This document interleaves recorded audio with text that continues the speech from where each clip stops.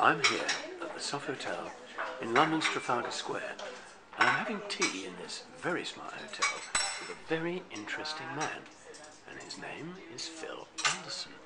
But Phil, tell me exactly, what is it that you do? Yeah, hi Valentine. I teach people how to remember the future. How do you do that? Well, yes, that's a good question. We here at Economic Indicator Services, we study cycles, economic cycles.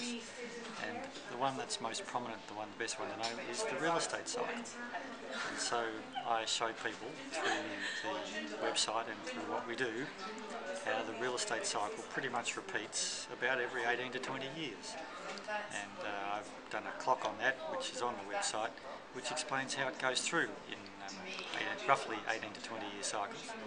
You have 14 years of up, 4 years of down, and generally since about 1800 things have repeated pretty much like clockwork. But if anybody else had got onto this, which they should have done many years ago, people wouldn't have lost fortunes in property.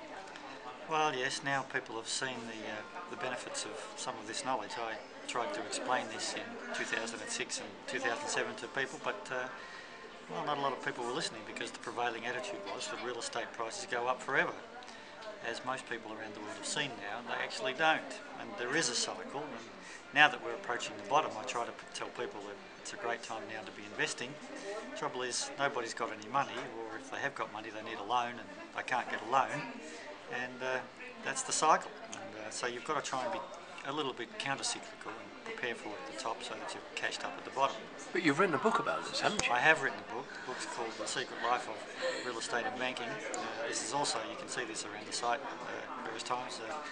It's been, I've had some interesting feedback on the book. It's been most gratifying, really. People who've read the book have been bothered enough to write back and say how profoundly interesting that they found it and how useful. It's good. It's been fantastic.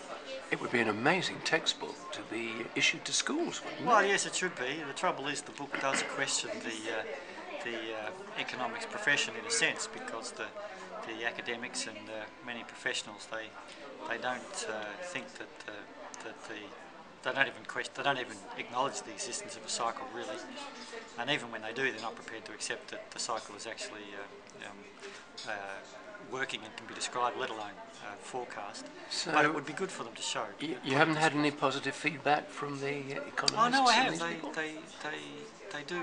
They are looking at it. I've had feedback from various sorts of people, but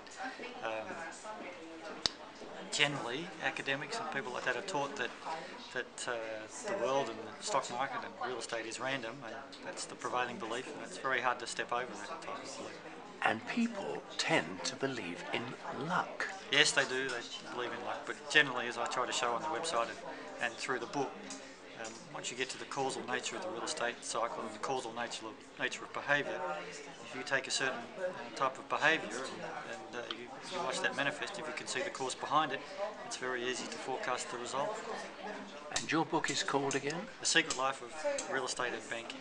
Sounds to me like everybody, particularly those in banking and real estate, should read it. Should.